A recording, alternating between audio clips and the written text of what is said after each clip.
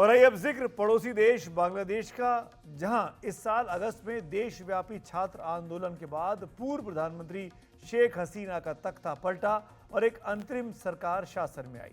अंतरिम सरकार के सत्ता में आने के बाद से बांग्लादेश में अल्पसंख्यकों के खिलाफ हिंसा के मामले थम नहीं रहे। अंतरिम सरकार की कमान नोबेल पुरस्कार विजेता अर्थशास्त्री मोहम्मद यूनुस के हाथ में है।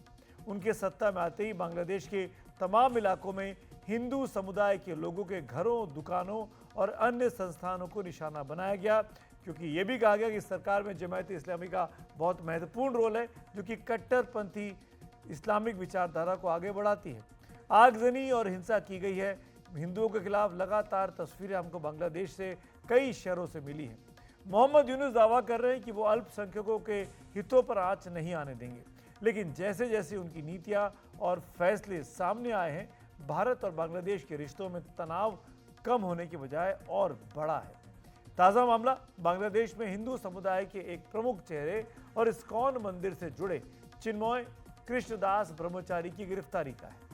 बांग्लादेश की पुलिस ने सोमवार को उन्हें ढाका के हजरत शाह जलाल इंटरनेशनल एयरपोर्ट से गिरफ्तार किया था, जब वो ढाका से चिटगांव जा रहे थे। उनके खिलाफ देशद्रोह का केस लगाया गया है और मंगलवार को उन्हें कोर्ट में पेश किया गया, जहां उनकी जमानत याचिका खारिज करते हुए कोर्ट ने उन्हें न्यायिक हिरासत में जेल भेज दिया। दास और 18 अन्य लोगों के खिलाफ चटगांव कोतवाली थाने में पूर्व प्रधानमंत्री खालिदा जिया की बांग्लादेश नेशनल पार्टी के एक नेता की शिकायत पर केस दर्ज किया गया था। उन पर 25 अक्टूबर को लाल दीघी मैदान में हिंदू समुदाय की एक रैली के दौरान बांग्लादेश के राष्ट्रीय ध्वज के निरादर के आरोप में देशद्रोह का केस दर्ज किया गया है।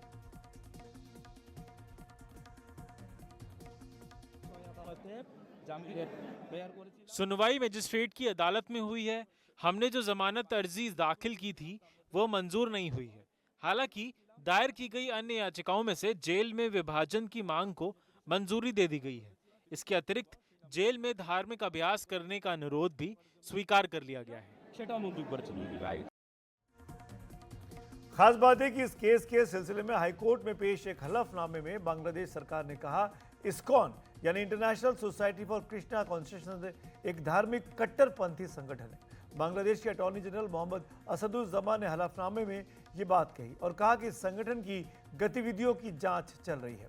इस बीच चिन्मय कृष्णदास की गिरफ्तारी के बाद बांग्लादेश के कई इलाकों में विरोध प्रदर्शन तेज हुए हैं। हिंदू समुदाय उनकी रिहाई की मांग कर रहा है। मंगलवार को जब चिन्मय दास को पुलिस वैन में ले जा रही थी, तो उनके समर्थकों ने वैन को घेर लिया और कई घंटे रोके रखा। भीड़ को तितर बितर करने के लिए पुलिस ने आंसू गैस के गोले और ग्रेनेड्स छोड़े। इस दौरान कई हुड़दंगियों ने भी हिंदू प्रदर्शनकारियों पर हमला कर दिया। इस पूरे हल्ले हंगामे में एक वकील सैफुल इस्लाम आलिफ की मौत हो गई और यह अभी तक साफ नहीं है कि उनकी मौत कैसे हुई। सैफुल इस्लाम की मौत के विरोध में आज वकीलों ने चटगांव की अदालतों में कामकाज ठप रखा। इस बीच बुधवार सुबह यह भी सामने आया कि चटगांव में एक मंदिर में और तोड़फोड़ की गई है। इधर भारत में भी कई जगह चिन्मय कृष्णदास की गिरफ्तारी के खिलाफ हिंदू समुदाय के प्रदर्शन शुरू हो गए। कोलकाता में भी इससे जुड़े प्रदर्शन हुए हैं। आपको बता दें कि हरे कृष्ण आंदोलन नाम से मशहूर इस्कॉन बीते करीब 60 साल से वेदांत पर आधारित एक धार्मिक आध्यात्मिक संगठन है, जो भगवान कृष्ण के संदेशों को पूरी दुनिया में पहुंचाता है। दुनिया भर में इसके 500 से ज़्यादा केंद्र और मंदिर हैं। इस संगठन के दुनिया भर में करोड़ों अनुयायी हैं। 1966 में भक्ति वेदांत स्वामी प्रभुपाद ने न्यूयॉर्क में इस्कॉन की स्थापना की थी। हिंदुओं का यह संगठन अपने कामों से काफ़ी प्रतिष्ठित रहा है, लेकिन अब बांग्लादेश में इस संगठन के खिलाफ कार्रवाई से दुनिया भर में हिंदू समुदाय के लोग काफ़ी नाराज हैं। इस मामले में भारतीय विदेश मंत्रालय ने भी सख्त नाराजगी जाहिर की है। विदेश मंत्रालय ने कहा कि बांग्लादेश में अल्पसंख्यकों के घरों और कारोबारी ठिकानों पर तोड़फोड़, आगजनी और लूट के कई मामले सामने आए हैं। इसके साथ ही मंदिरों और मूर्तियों के साथ तोड़फोड़ और उन्हें अपवित्र करने के भी मामले सामने आए हैं। ये दुर्भाग्यपूर्ण है कि ऐसी घटनाओं में शामिल तत्व खुलेआम घूम रहे हैं और आरोप एक ऐसे धार्मिक नेता पर लगाए जा रहे हैं जो शांतिपूर्ण प्रदर्शनों से वाजिब मांग कर रहे थे। हम बांग्लादेश सरकार से आग्रह करते हैं कि वो हिंदुओं और सभी अल्पसंख्यकों की सुरक्षा सुनिश्चित करें और उनके शांतिपूर्ण जमा होने और बोलने की आज़ादी को भी सुनिश्चित करें। उधर बांग्लादेश सरकार ने भारत सरकार के ऐतराज को खारिज किया और कहा कि चिन्मय कृष्णदास की गिरफ्तारी को गलत समझा जा रहा है। उनकी गिरफ्तारी कुछ खास आरोपों के आधार पर हुई। बांग्लादेश ने इसके साथ ही ये भी कहा कि वहां अल्पसंख्यकों के अधिकार पूरी तरह सुरक्षित है। बांग्लादेश ने भारत के बयान को उसके अंदरूनी मामलों में दखलंदाजी भी करार दिया है। लेकिन भारत में सत्ताधारी और विपक्षी सभी दल बांग्लादेश में हुए घटनाक्रम से बेहद नाराज हैं। देखिए, बांग्लादेश में जो घटना घट रही है, ये जैसे पाकिस्तान में हिंदू खत्म हो गया, बांग्लादेश में भी कट्टरपंथियों के दबाव में वहां की सरकार आ गई है। और ये कट्टरपंथी हमारे हिंदू बेटियों के साथ उनकी इज्जत लूट रहे हैं, मंदिरें तोड़ रहे हैं, हत्याएं कर रहे हैं, जो समाचार आ रहा है। और मैं धन्यवाद दूंगा भारत सरकार के एम्बेसी को, जिसने कड़ा रुख अख्तियार किया है। लेकिन अब समय आ गया है कि अब संयुक्त राष्ट्र संघ को भी इस पर संज्ञान में लेना चाहिए। इस मुद्दे पर टीएमसी सांसद सौगत रॉय और कांग्रेस के नेता गौरव गोगोई ने भी चिंता जताई और पूछा कि भारत सरकार इस मामले पर क्या कदम उठा रही है। बांग्लादेश में जो हो रहा है उसको लेकर हम बहुत ही चिंतित हैं। अभी कुछ दिन पहले हमने देखा कि किस प्रकार से इस्कॉन के जो वहाँ के सभापति है उनको किस प्रकार से लिया गया, उनके समर्थकों पर किस प्रकार से प्रहार किया गया है। मैं तो जानना चाहता हूँ कि देश के विश्वगुरु कहाँ हैं, प्रधानमंत्री मोदी जी कहाँ हैं। आज प्रधानमंत्री मोदी जी के होते हुए भारत के पड़ोसी देश में इस प्रकार का असंतुलन का व्यवहार और वातावरण क्यों? प्रधानमंत्री मोदी जी जाते हैं रशिया और यूक्रेन के बीच में सुलह करने के लिए, इजराइल और पैलेस्टाइन के बीच में सुलह करने के लिए, लेकिन प्रधानमंत्री मोदी जी ने जब से नेतृत्व लिया है, भारत का जो वर्चस्व है अपने ही पड़ोसी देशों में वो कम होते हुए दिखाई दिया है। आज प्रधानमंत्री मोदी जी मौन है और भारत सरकार बांग्लादेश को लेकर आज जिस प्रकार से उनको एक ठोस कदम लेना चाहिए, हम ठोस कदम नहीं देख पा रहे। ये दुखद घटना है, चिंता की घटना है और हिंदुओं पर ये अत्याचार होना नहीं चाहिए। मैं निंदा करता हूँ इस घटना। भारत सरकार को सक्रिय रूप में इसमें हस्तक्षेप करना चाहिए। आज ये स्टोरी चिन्मय की जो थी वो दिन भर ट्रेंड करती रही। इस्कॉन को मानने वाले लोगों ने काफ़ी ज़्यादा गुस्सा भी है, चिंता भी है। इस्कॉन के प्रवक्ता राधा रमन दास ने भी इस मामले पर गंभीर चिंता जताई है। सभी जो भी इस्कॉन भक्त इसके बारे में सुन रहा है, सभी लोग बहुत ही चिंतित हैं। बहुत सारे सभी जगह से फ़ोन कॉल मैसेजेस आ रहे हैं और मैं भी कल 2 दिन से सो नहीं पाया क्योंकि इतने सारे मतलब एक के बाद एक ख़राब न्यूज़ आ रही है बांग्लादेश से। कल रात में भी काफ़ी तांडव चला, कई जगहों में अटैक्स हुए हैं। तो ये सारा चीज़ बहुत ही चिंता का विषय है। इसको लेके हम लोग बहुत ही दुखी हैं। अब आपको कुछ इतिहास की बात बताते हैं। हाल ही में जो कुछ हुआ, मोहम्मद यूनुस के नेतृत्व में बांग्लादेश की अंतरिम सरकार को 100 दिन पूरे हो चुके हैं। इस दौरान अल्पसंख्यकों के खिलाफ हिंसा के मामले लगातार सामने आए हैं। भारत को निशाना बनाकर, भारत के रहने वाले हिंदुओं को निशाना बनाकर बांग्लादेश में काफ़ी ज़्यादा अटैक हुए हैं। क्या क्या घटनाएं घटी हैं, बारी बारी से देखिए। बांग्लादेश में करीब 17 करोड़ की आबादी में 8% हिंदू समुदाय के लोग हैं। हिंदू समुदाय के लोग लगातार एक अल्पसंख्यक कल्याण मंत्रालय बनाने और अल्पसंख्यकों की सुरक्षा के लिए सख्त कानून बनाने की मांग कर रहे हैं। इस सिलसिले में ढाका से करीब 300 किलोमीटर दूर रंगपुर में एक हिंदू समुदाय विरोध प्रदर्शन भी कर चुका है।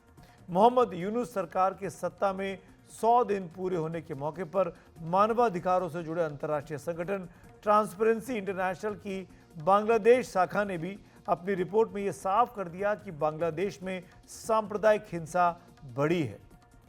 रिपोर्ट में ऐक्य परिषद के हवाले से बताया गया कि 5 अगस्त से 20 अगस्त के बीच ही सांप्रदायिक हिंसा की 2010 घटनाएं हुई, जिनमें अल्पसंख्यक समुदाय के 9 लोगों की मौत हुई। ऐक्य परिषद Bangladesh Hindu Buddhist Christian unity council नाम की एक मानवाधिकार संस्था है। ट्रांसपेरेंसी इंटरनेशनल बांग्लादेश के मुताबिक वहां धर्म आधारित राजनीति का असर बढ़ रहा है। रिपोर्ट में मोहम्मद यूनुस सरकार पर आरोप लगाया गया कि वो धार्मिक अल्पसंख्यकों और सरकार से असहमत लोगों के खिलाफ हिंसा के मामलों की ठीक से जांच नहीं कर रही। वैसे बांग्लादेश के मुद्दे पर अमेरिका के नए राष्ट्रपति चुने का डोनाल्ड ट्रंप भी चिंता जता चुके हैं। राष्ट्रपति चुनाव के लिए मतदान से 5 दिन पहले यानी 1 नवंबर को सोशल मीडिया प्लेटफॉर्म एक्स पर ट्रंप ने लिखा था, मैं बांग्लादेश में हिंदुओं, ईसाइयों और अन्य अल्पसंख्यकों के खिलाफ बर्बर हिंसा की सख्त निंदा करता हूं, जिन पर भीड़ हमला कर रही है और लूटपाट कर रही है।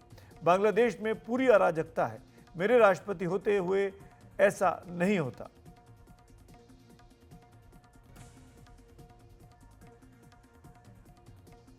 बांग्लादेश में हालात चिंताजनक हैं। हिंदुओं को निशाना बनाया जा रहा है। जैसा कि हम लगातार बता रहे हैं, जमाते इस्लामी एक बड़ा मुस्लिम कट्टरपंथी संगठन है जो इस सरकार को, मोहम्मद यूनुस की अंतरिम सरकार को समर्थन दे रहा है।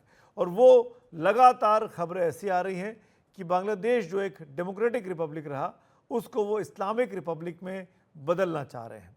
इस बाबत बाकायदा बांग्लादेश में बातचीत चल रही है और उसी के बाद से जितनी माइनॉरिटीज़ हैं, खासकर हिंदुओं को चुन चुनकर बांग्लादेश में इन 100 दिनों में जब से ये इंटरिम गवर्नमेंट बनी है, निशाना बनाया जा रहा है।